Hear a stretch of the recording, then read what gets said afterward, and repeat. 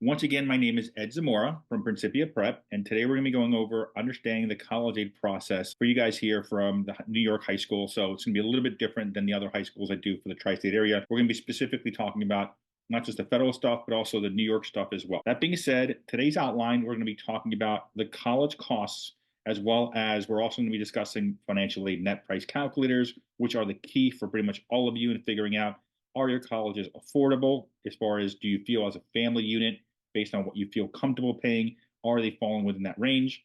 We're also going to talk about the SAT, ACT optional situation and how it affects financial aid, not just admissions, as well as the different financial aid forms, like the FAFSA form, the CSS profile, the state of New York's form, which is for the TAP grant, as well as for the Excelsior program. I'll be talking about all that stuff today, as well as I'll be talking about the unfortunate situation when it comes to scams and frauds, giving you guys student loan understanding and basics of the student loans, as well as financial aid resources. Now, here at Principia, we have a scholarship program called the James Russell Memorial Scholarship. Every year, our goal is to give away as much money as we can, all based on some help you guys give us, as well as the assistance of the high schools we work with. If you're interested in scholarship money, very simple. What you can do from our organization is if you go to our YouTube channel. On YouTube, if you just type my name in, Ed Zamora, our YouTube channel pops up. We have now, I think, somewhere around 270 or 275 different college videos basically explaining everything. How the FAFSA works, how to appeal for more scholarship money, how to appeal for more grant money, how to establish in-state residency for out-of-state public schools. We cover pretty much everything you can think of on the YouTube channel. And one of the videos we have on the YouTube channel, we have this scholarship program here. So if you go to our YouTube, type it, or if you go to YouTube, type my name in, type in James Russell Memorial Scholarship on our channel, you'll get the video basically explaining how we give out scholarship money every year to seniors going off to college. Now, all that being said, in addition to the James Russell Memorial Scholarship, on the YouTube channel, every video you guys watch, that also helps the scholarship fund because the commercials that run through the different videos, we bank that commercial revenue and then we give it back to you guys in the form of scholarship money through the James Russell Memorial Scholarship. So every video you guys let run, and by the way, for the commercials, some commercials are 30 seconds long, some are a couple minutes long. The reality is any commercial that pops up throughout the video, if you let it run for 31 seconds or more, it automatically allows us to get the revenue. So if the commercial is 10 minutes or 15 minutes long or longer, you don't have to watch the whole thing. 31 seconds or more, and then we get the revenue to be able to help out and give you guys back scholarship money for seniors going off to college. Now, all that being said, let's jump right into the college financial aid and admission process to give you guys an idea of kind of what you're getting involved in. Now, right off the bat, one of the biggest concerns I've seen over 20 plus years of doing this is that the biggest cost factor for many families is the fact that many students, more than ever before, are taking way longer to graduate four-year program. In fact, nowadays, more students than ever before are taking 5, in some cases, 6 years to graduate four-year programs. And the biggest problem with that is in the world of financial aid, in the world of free money, the grants and scholarships, the money you're not paying back, grants and scholarships are typically taken away after you exceed 4 years of undergrad. So if your student goes into 4.5 years because they have to take an extra semester, because their credits are short, or they transfer to college, or they change major, or they're going to that 5th year because they have to have way too short in the credit situation for the first 4 years, the problem's going to be that year 5, there's no free money. There's no grant money, there's no scholarship money, there's no assistance whatsoever. So your goal obviously is to get them in and out within that 4-year time frame, so that way you're not incurring a 5th year of cost where there's no assistance whatsoever on the free situation. And the way to make that happen is pretty simple. One thing you should all write down, and this pretty much handles all 4-year colleges, they'll be dealing with this, it's pretty much every 4-year college requires your student to accomplish between 120 to 128 college credits. That's kind of like the requirement, allows you to graduate that institution. Whether you do it over 3 years, 4 years, 5 years, 6 years, it kind of ends up being on the student's shoulders, let's call it, depending on how many classes they take. Now, the beginning portions of this, when your student first goes off to college as a freshman, they'll all be basically given their fall schedule. It's already made for them. And most fall schedules for incoming freshmen typically only let them take 12 to 13 college credits. And this is where the problem usually starts from this perspective. If your student the first semester going in as a freshman takes 12 credits, that's fine. The problem becomes when they take 12 credits in the fall, then 12 credits in the spring, and then the semester comes, or so the next year comes up for sophomore year, and they take 12 in the fall again, and then 12 in the spring, and they keep going down this path. Because in the world of college, your student, as long as you're taking 12 college credits or more, up to 18, you're paying the same price, and they're deemed full-time students. The problem becomes if your student just takes 12 and 12 and 12 all 4 years through. If you look at line number 2, at the end of 4 years, your student only has accomplished 96 college credits. They're close to 30 credits short of graduating. You're never going to catch up. What you need to do is go through line 3. So your student needs to average 15 college credits over the 4-year time frame, each semester, 15, 15, 15, and they'll get to the 120 level. At that level, they're going to be able to graduate.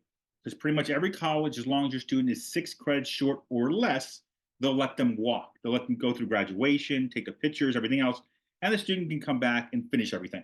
But if you have more than 6 credit requirements, you're not allowed to walk, you're not allowed to graduate, you're not done with anything. This is the key because you guys want to make sure to avoid this, because if this happens, unfortunately, you guys are going to fall into that 5th year, 6th year situation where it's a lot more expensive.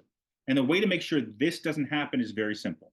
At every college, through the enrollment office, in some cases, the records office, you can check with the school through the admissions office and ask them, you want to get the student to sign off on the FERPA form, FERPA.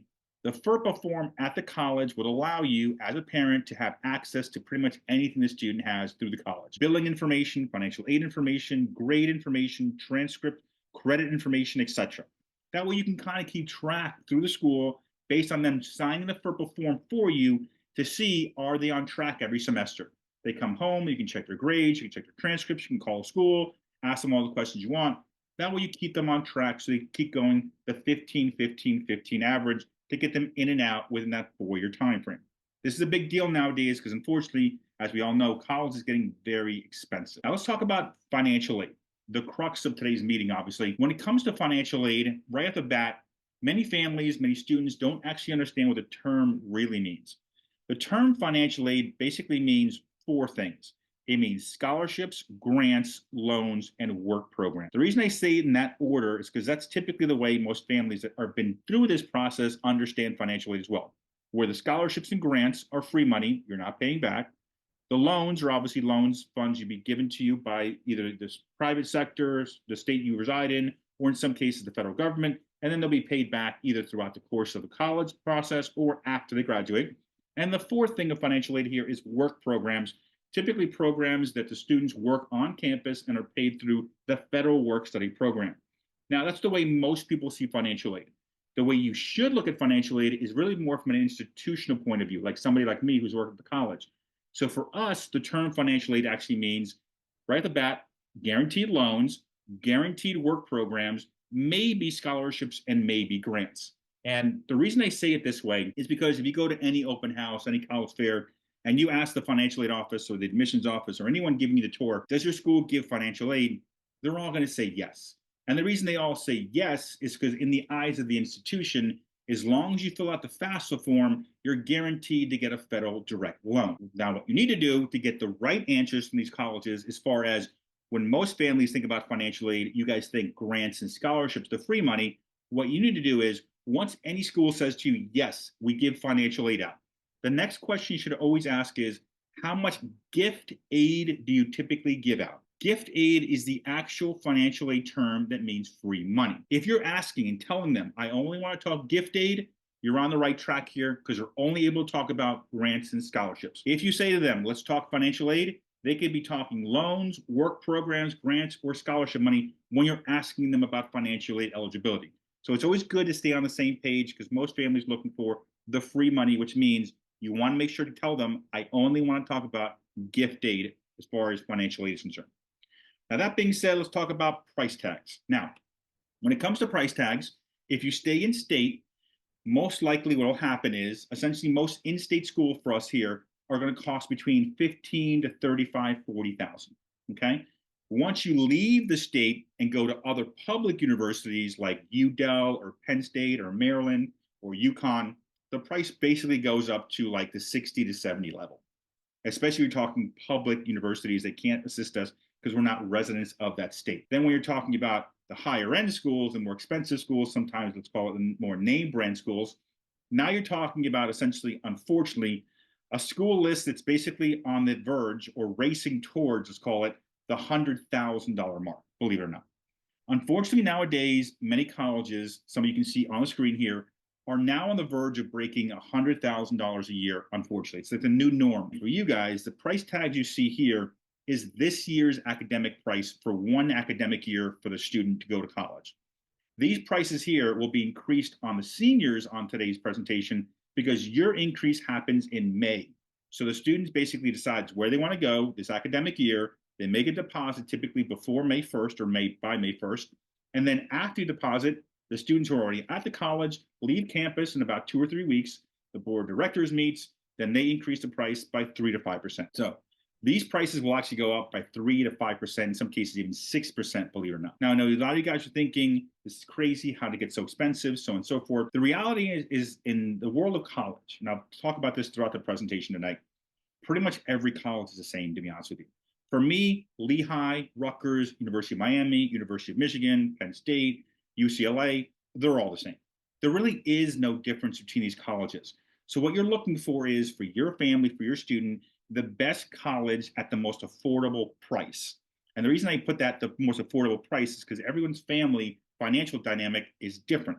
For some of you out there, 50, 60, 70,000, you're fine with. For other of you out there, it's 25, 35, 40,000 is what you're looking for. And you need to do the homework to figure out which one of these schools falls into that category for you. Now, that being said, even though some of these colleges cost nearly 100,000, doesn't automatically mean you take them off the list and you don't apply. What you need to do is the homework and figuring out if the school starts at 90,000, based on our family situation, financially, academically, etc., will we reduce down between scholarships and grants to get us to a level we feel comfortable? And the way you do that is through the homework, which I want to talk about in a moment.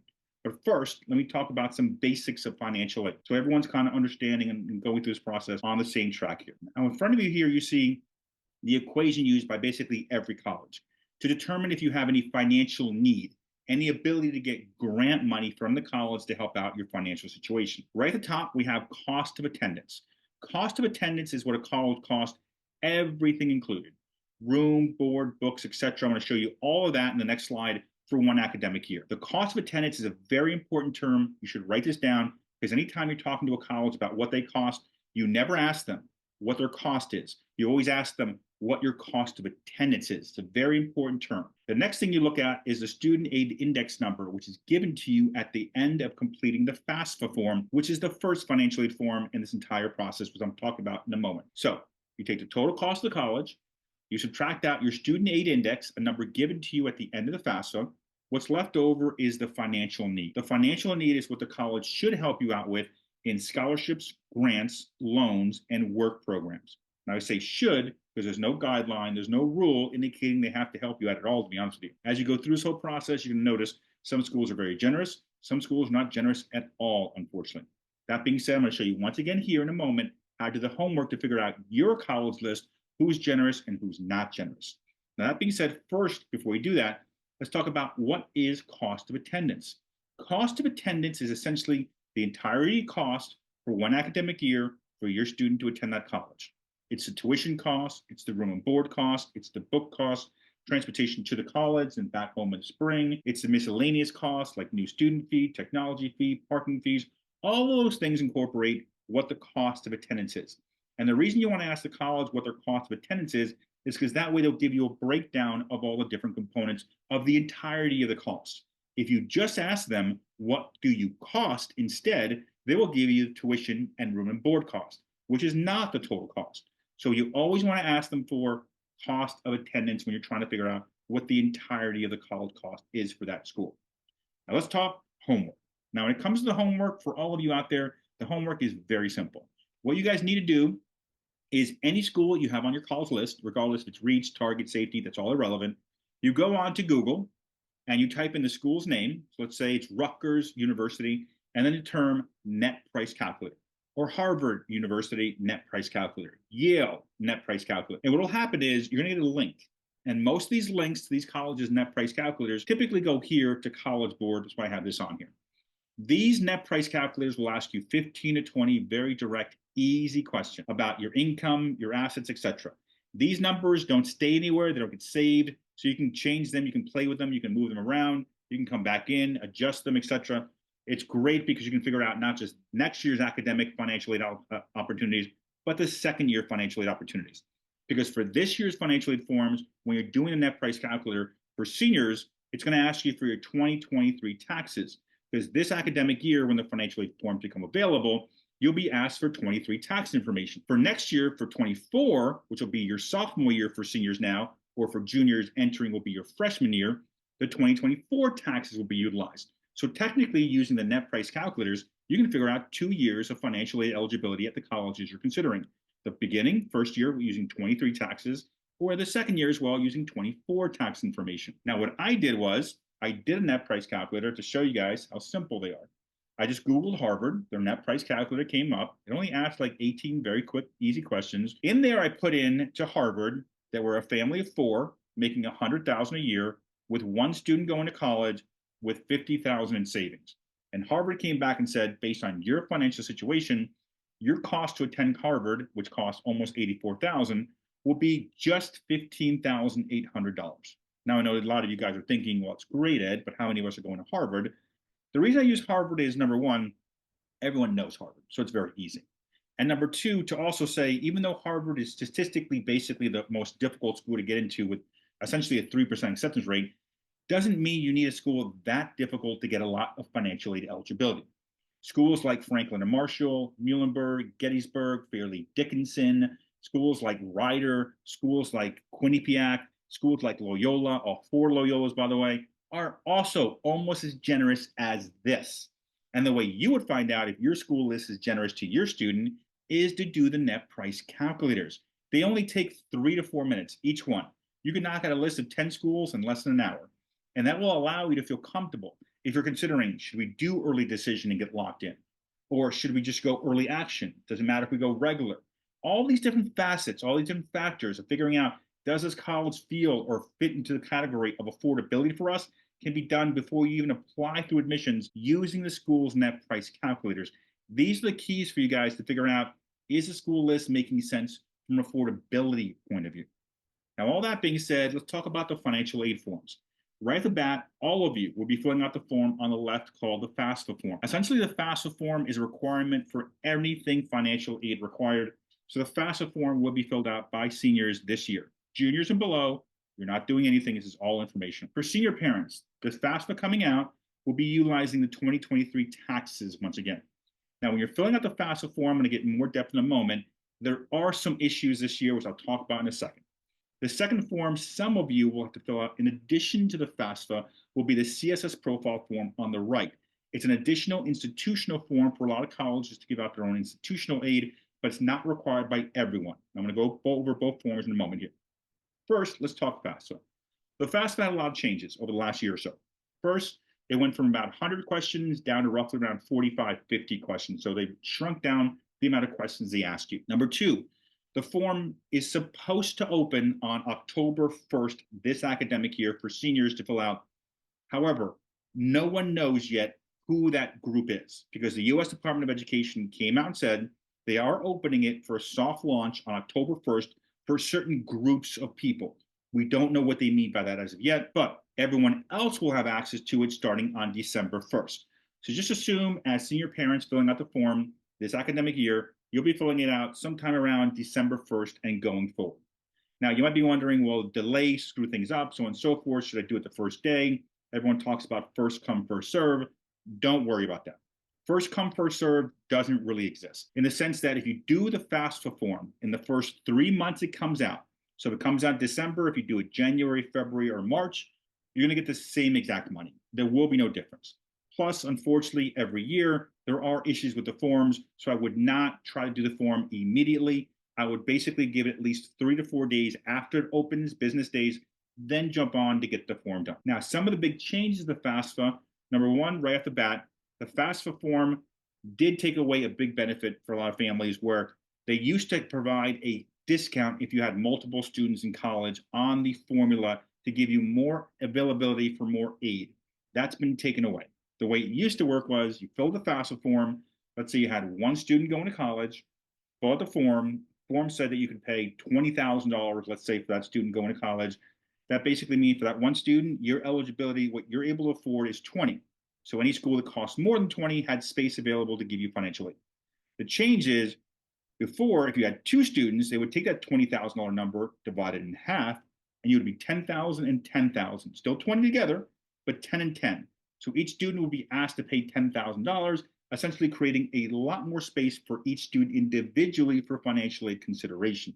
So a lot more beneficial. That, unfortunately, has been taken away. Now, a lot of parents, especially the students overlapping, think this is a big issue, but it's really not from this perspective. The FAFSA people took it away from the federal perspective. And there's three people giving you financial aid: the federal government, the state you reside in, if you stay in state, go to a state school in your state, and number three, the school itself.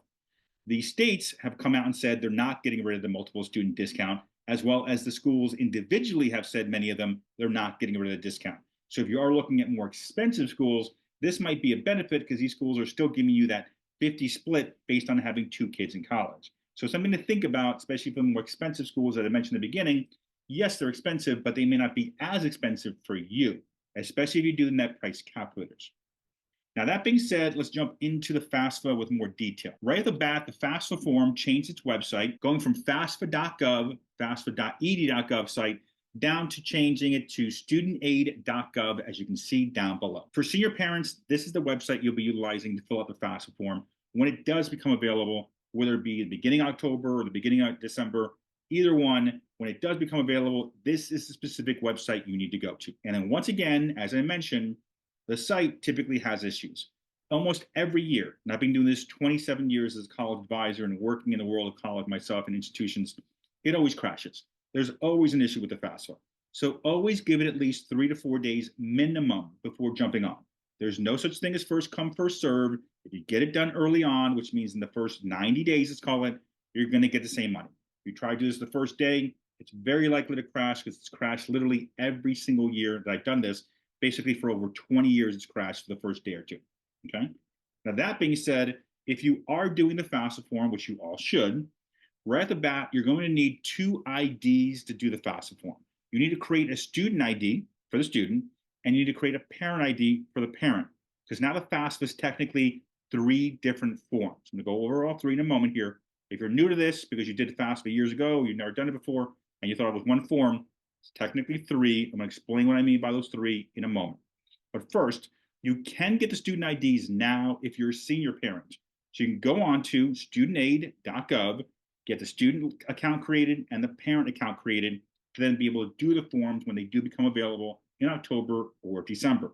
Now, if you need help, as I mentioned before on the YouTube channel, we have literally videos for everything. One of the videos we have is creating the FSA IDs on the YouTube channel, where I walk you step by step, basically as you're doing it with me on your computer, how to get the IDs for both the student and the parent. If you guys need help, just jump on our YouTube channel. Once again, like I mentioned, we have literally videos and guides for everything. Now, that being said, let's talk about how the FAFSA now works. If you're new to this or you're doing this after doing it a few years past. Before you did the FAFSA form, you logged in as a student, you did one whole form, and you were done. Now, it's different. Now, you still log in on studentaid.gov using the student's login you created. Halfway through the student's login, you will send an invitation to a parent. You should send the invitation to the parent that has the FAFSA ID. So if mom and dad are married and mom has the ID, put mom's information in the FAFSA to send the invitation to the parents. Then you will complete the student's FAFSA and you will see this exact confirmation page, indicating the student section is done. Essentially, the student FAFSA has been completed. After the student's FAFSA is completed, you'll see, as you see here, an invitation has been sent out and to the person it's been sent out to. What will happen next after that invitation goes through is essentially you'll start the parent FAFSA. Once you finish the parent FAFSA, you have now done 2 FAFSAs. Student FAFSA is 1. Parent FAFSA is 2. Then you have a third FAFSA now, which I call the My Activity FAFSA. So FAFSA for student goes in, then you go over, start doing the parents FAFSA, get that in. When both these 2 FAFSAs are done, wait 3 to 4 business days. Let's call it a week, basically. Once a week has passed, or if you did students and parents FAFSA, a week later, log back into the FAFSA and log in using the student's login. And what you'll see is this exact page right here called the My Activity page. it's going to show you if there's any issues to the FAFSA.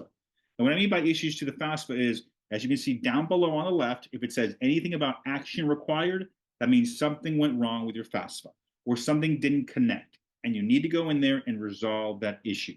If you resolve the issue, then you can move on and there's no problems. And let's move on to essentially the next part here, which is a continuation of the FAFSA from the old FAFSA. Now, in the beginning part of the FAFSA form, which I do like, which is actually very beneficial, in the beginning parts of the FAFSA form, it's going to ask you guys to sign a consent form. So you're going to go all the way to the bottom, and most people don't read the literature in the middle, but it's basically saying what we were doing once you access the FAFSA before you can go on to page 2 is we're going to ask you for approval. So you click approve at the bottom to send over your tax information directly from the IRS into your FAFSA. So in the student section at the bottom, you're going to see an approve button that basically says transfer your tax information if the student had taxes for 23. For parent, when you do your FAFSA, the second FAFSA, you'll also get the same literature that you're supposed to read if you want to read it, indicating that we're transferring your information directly from the IRS. If you click approve, both student and parents' tax information will be drawn in from the IRS, which is what you want to do because it makes it a lot easier and streamlines the process. Now, that being said, after you transfer your tax information to FAFSA, what's left? Well, they want to know about your assets in that kind of information from this point of view. They will ask you directly for how much you have for the student and parent in your individual FAFSAs. What do you have in your checking account, savings? Do you have any money in mutual funds, individual stocks, ETFs? All this stuff, especially the investments outside of retirement, they will ask you about on the FAFSA form. Now, if you have money in retirement, 401ks, 403bs, Roths, etc., they will not ask you for that. So your retirement assets, the amount you have in retirement, does not go anywhere on the FAFSA form. There is one question about retirement, and sometimes parents get this wrong. The one question on the FAFSA is not asking you how much you have in retirement. The one question they have on the FAFSA is asking you what you contributed a retirement account the previous tax year. So essentially, if in 2023, you guys put in, let's say, $5,000 into your 401k, that's what they want to know about in the FAFSA, the $5,000 you put in. They don't want to know about the total amount of the 401k. In addition to that, they will ask you for secondary properties because on the FAFSA, they also do not count your primary home. So your primary home, the equity there doesn't go on the FAFSA. However, if you have a second property, the equity in that second property does go on the FAFSA form. Also, when it comes to college savings, they will ask you if the parents have 529 funds, you must put the 529 funds into the FAFSA in the parent section, not the student section. So you understand why I indicate make sure 529 money, if it's the parent is the principal and the student's a beneficiary, that money goes specifically in the parent's FAFSA, not the student's FAFSA, and you'll understand why in a second here. Basically here, in this slide here, is why you're supposed to make sure you're putting all the information into the right sections and the right forms, it's called that one. When it comes to the FAFSA, this is essentially the equation that most families will fall into to figure out their student aid index number. Now, this equation here is probably the most important equation you need to understand. It's also essentially the most worthless equation in this process. You understand why it's important and then not important at the same time after I finish talking about the slide. Right off the bat, there's 4 sections to figuring out your student aid index, what they think you can pay towards college. I'm going to start from the bottom and work my way up. Student assets, any money in the student's name, they want essentially 20% of it to go towards the cost of college. So if you indicate on the FAFSA form that the student has, let's say, $1,000 in a checking account, 20% of that, or $200, is part number 1 of what they expect you to pay towards college. Part number 2, student income. Students are allowed to make up to $9,400 before $1 counts. Any money they make over $9,400 counts as 50 cents on the dollar. So obviously the student's money counts a lot heavier, in many cases taxed a lot heavier than other situations, especially the parent assets and income, which I'll talk about in a moment. Part number 3, for parent assets, right off the bat, you guys are giving what's known as a parent asset allowance, which essentially means the first $10,000 of parent assets, cash, savings, investments outside retirement, doesn't count. And once again, remember, your primary home, the equity, doesn't count. Your retirement funds, 401ks, IRAs, Roths, doesn't count. Any money in addition to that, over 10,000, that's when they start counting towards paying for college at a rate of 5.6%. So if all the money you have in the world is in your house, in retirement, and you have 5 grand in checking, that's it. You're at 5 grand, doesn't count at all. It won't count until you exceed 10,000. And then that counts, the excess counts at 5.6%, or essentially a fourth of the money the student is counted against. So a lot better to have money in the parent's name than the student's name if you're able to move stuff around or adjust things, let's call it, before you fill out the forms. And then part number 4, parent income. And this is where it's a sliding scale. It gets a little tricky. For parents, the more you make, essentially, the more they want you to contribute. And by the way, when they ask for income on the financial aid forms in the world of financial aid, they're actually asking about your adjusted gross income, line 11 on your taxes. For seniors this year, line 11 on 2023 taxes. Now, the easy kind of back of the napkin equation is up until 200,000 of adjusted gross income, a little bit over like 220, 225 adjusted gross income, they want you to pay 20% of your income. So if you're making 200,000, they want you to pay 40,000 from your income towards the cost of college. Once you exceed the 225,000, then the percentages start going up into the 30s, 35, etc. So the more you make, the more they want. They take these 4 parts together, and that's how they come up with your student aid index, what they think you're able to pay towards the cost of college. Now, the reason I say this is important is because it gives you a basic understanding of how financial aid works. And the reason I also say it's not important is you're going to notice that if you do this form, some schools will look at what your ability to pay is and then give you everything else in financial need in grants and scholarships to help you. Where other schools will say, okay, you make 100,000 or more, we're not going to give you any help, even though at 100,000, this equation says the most you can pay is 20,000. To give an example, a University of Maryland, a University of Penn State. So Penn State, Maryland, and UConn, if you make over 100,000 and you're out-of-state resident, even though the formula says you can only pay 20, those schools don't care. You're paying the full amount. They will not give you any grant money. They might give you scholarship money, but they won't give you any grant money to reduce the cost down to the 20,000. Where other more expensive, more generous colleges, let's call it Loyola's, Providence, Villanova, BU, Northeastern, they'll give you a ton of money, get you pretty close to your $20,000 number. But unfortunately, some schools will and some schools will not. And the only way to figure that out, this is what makes this formula somewhat worthless, is the best formula is utilizing the net price calculators, because those will tell you on an individual basis which schools will help you and which schools will not help. Now, let's talk about new changes specifically for the state of New York. After you finish the student FAFSA, and then after you finish the parent FAFSA, you're going to see this screen on the parent FAFSA.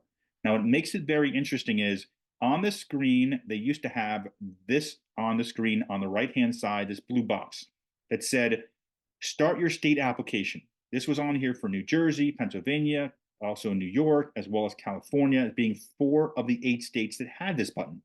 They've now gotten rid of the button, which makes things very difficult from New York from a few perspectives. Number 1, for New York and California, you must do extra forms.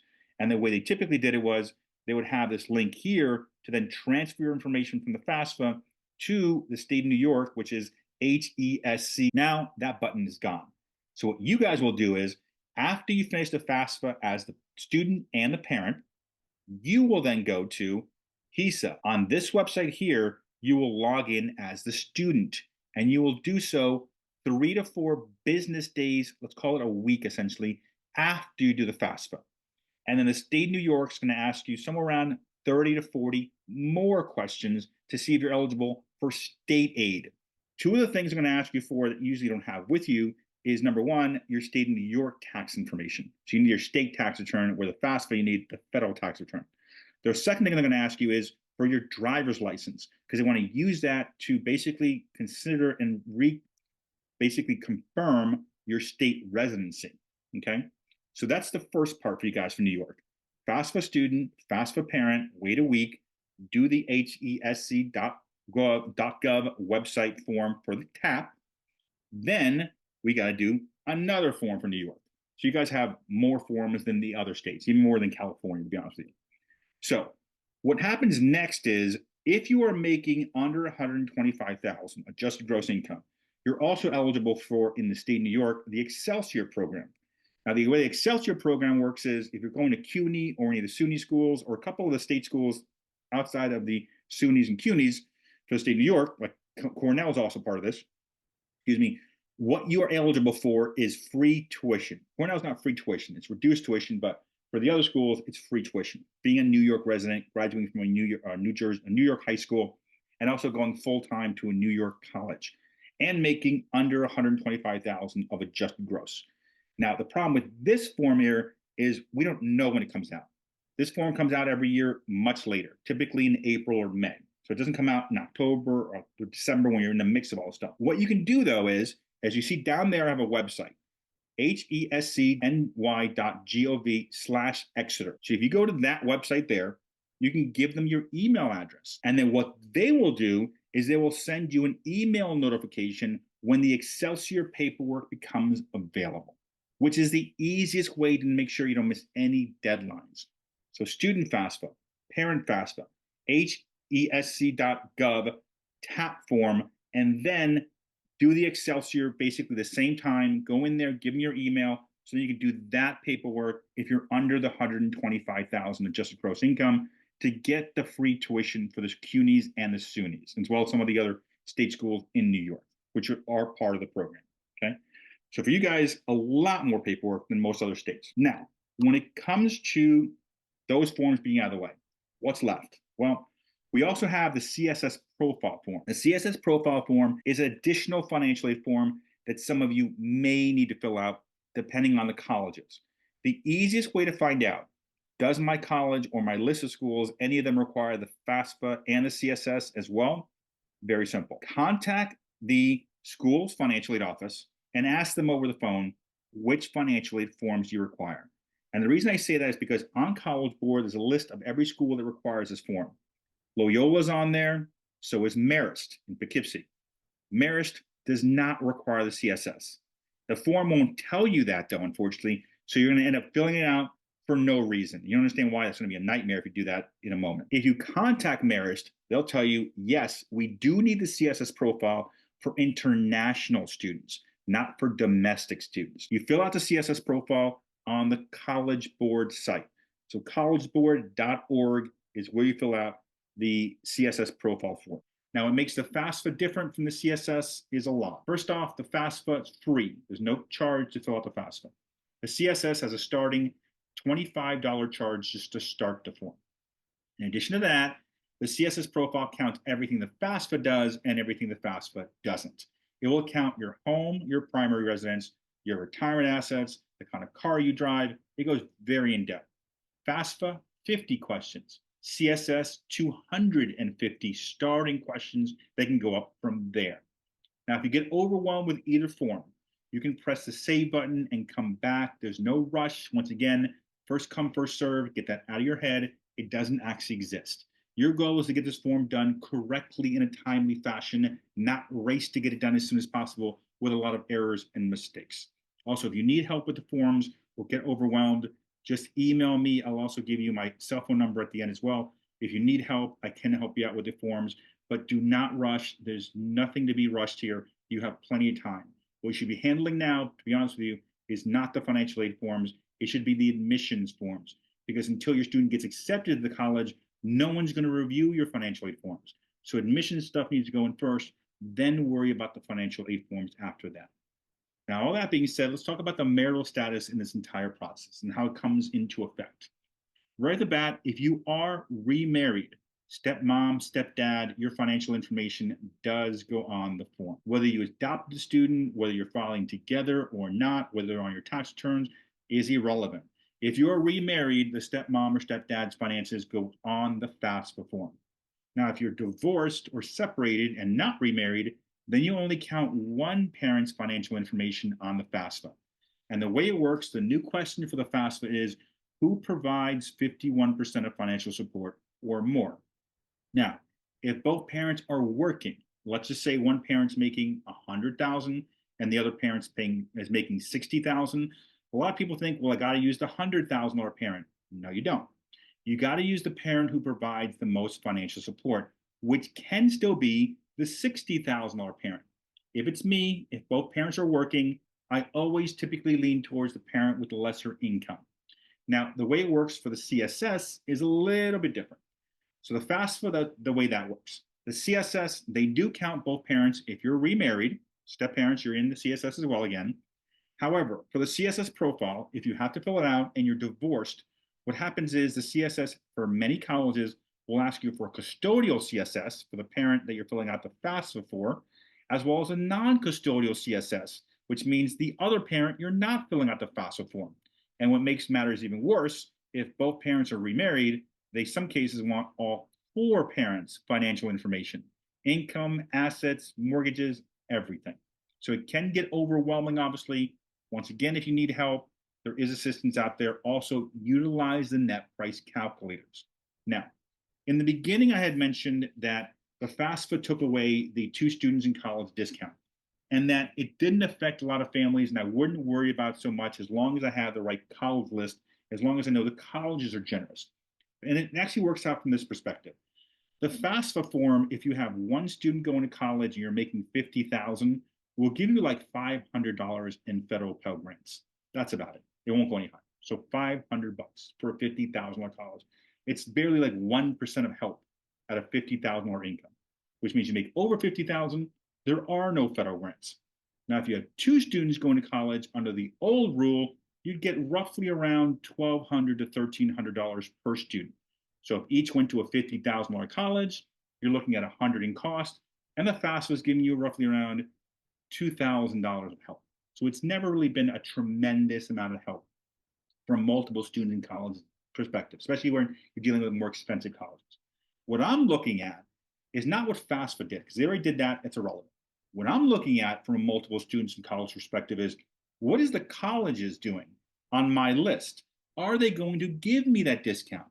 That's where your focus should be, not what the FAFSA is doing with multiple students, is what's the school list we're looking at? How are they handling it for institutional aid, their own money to give out to students? Are they being generous to us, or are they following the FAFSA format? That's what you should be figuring out if you have multiple students in college, to decide whether or not the school should stay on the list from an affordability point of view. And with that being said, let's talk about frequently made errors on the financial aid forms. Number one error I see a lot is the social security number. So if you don't know your student's social, they don't know your social, and you're filling out the IDs to get the FAFSA started, you can actually fill out the IDs with the wrong social, the wrong birthday, basically the wrong first name, last name, social, and birthday. You can create an ID, and no one will know for about 2 or 3 business days. Which makes matters worse is if you do the wrong information and then you fill out the FAFSA and send it out, it's a nightmare to fix this. So what you need to do is double check first name, no nicknames, last name. If you have hyphens, etc., make sure you put it all in there, whatever's on your social security card. And then third, obviously, the birthdays. You have to check all these things because those are the biggest issues that delay everything in the financial aid process.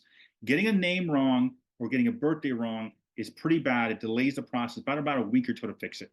If you put the wrong social for the students, especially, it's impossible to fix. It's a nightmare. And you basically will have to start all over again with a new form and a new ID to get the form in, which is a pain in the butt to go through. So just take your time, sit down, do not rush on these things. You guys have time. Now, that being said, let's talk about scams and frauds and things to watch out for, things you need to get out and make sure don't happen to you, which has happened to a lot of families in the past. And the way to make sure to avoid these scams and frauds is very simple. Down below, if you guys want to take a screenshot of it, I guess, or come back and visit and watch the video again, just pause it. Down below, studentaid.gov/resources/scams. This is basically like a PDF of all the scams, all the frauds the U.S. Department of Education has seen. Scholarship scams and frauds, grant scams and frauds, everything you can think of. This read will take about 15-20 minutes in total to read the whole thing, to help you avoid a lot of stuff that parents have fallen for and paid for in the past that didn't help and was not helpful at all in admissions or financial aid, to be honest with you.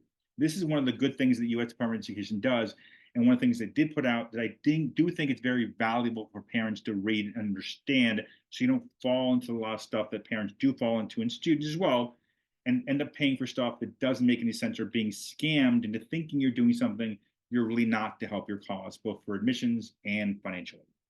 Now, that being said, let's talk about financial aid award letters. So, the way it works in the world of college is you apply, you do your financial aid forms. Then, once you get accepted, usually 2 to 3 weeks after acceptance, these start arriving, the financial aid award letters.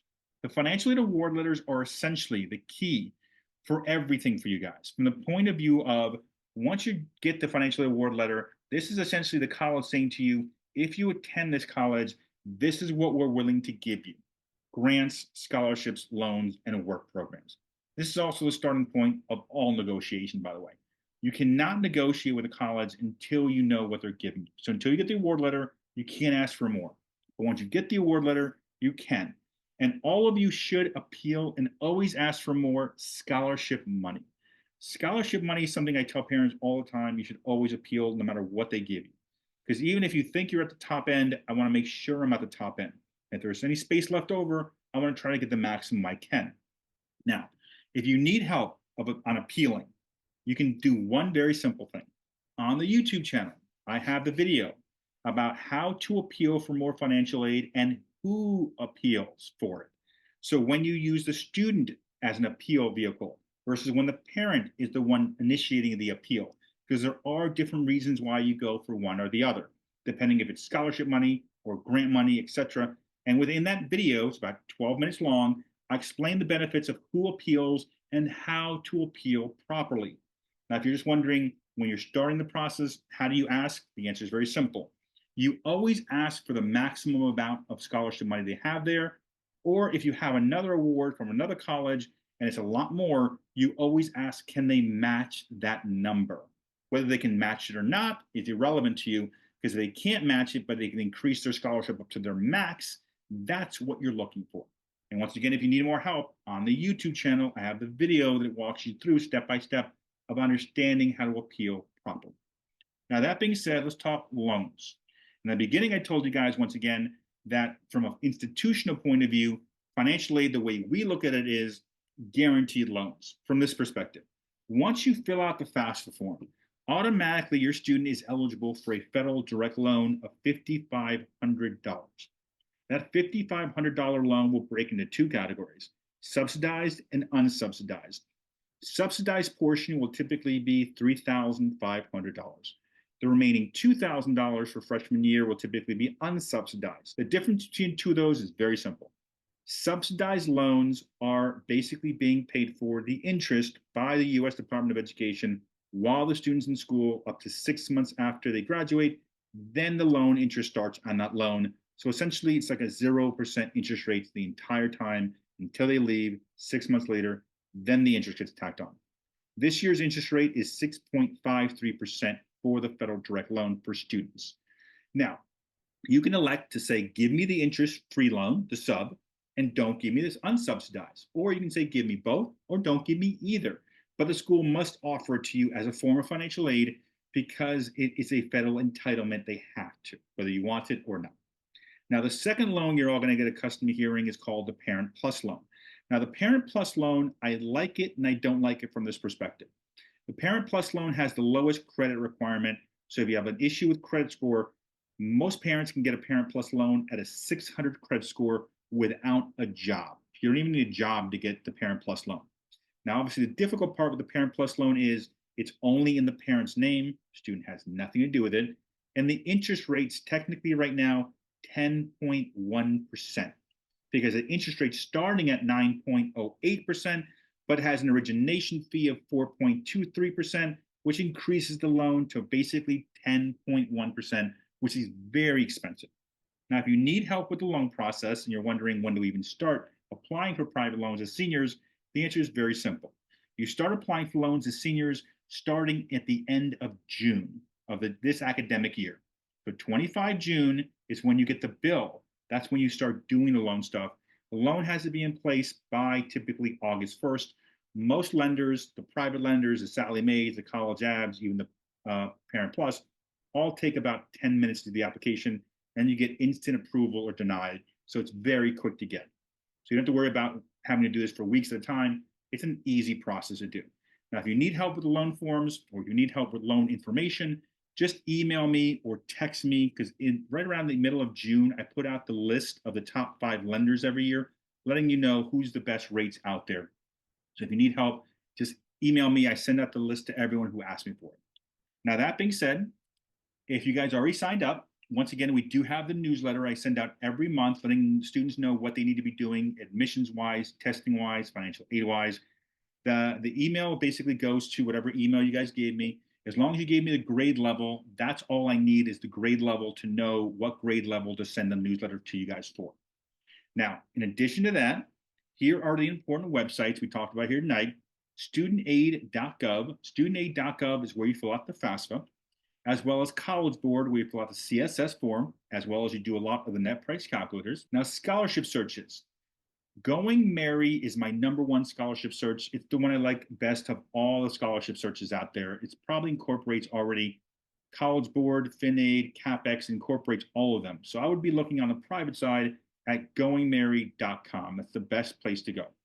Now, in addition to that, if you guys want to help us out, we do obviously have the YouTube channel. On YouTube, we do utilize the videos to provide scholarship money. So the more videos you guys let run, or just press the play all button and just mute me, or let the videos run in the background and mute me, or just watch the videos for content.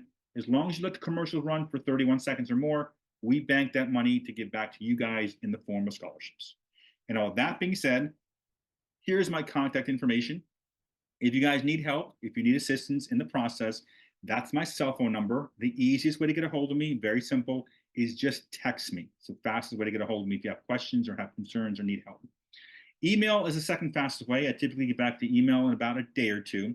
If you call, I never answer the phone because I'm either going to a high school, I'm at a high school, I'm speaking at a high school, I'm at a college helping out, or I'm helping out a student or a family with something on the financial aid admission side. So it's nearly impossible to get me on the phone by calling. But if you text me, it's very simple and easy to get a hold of.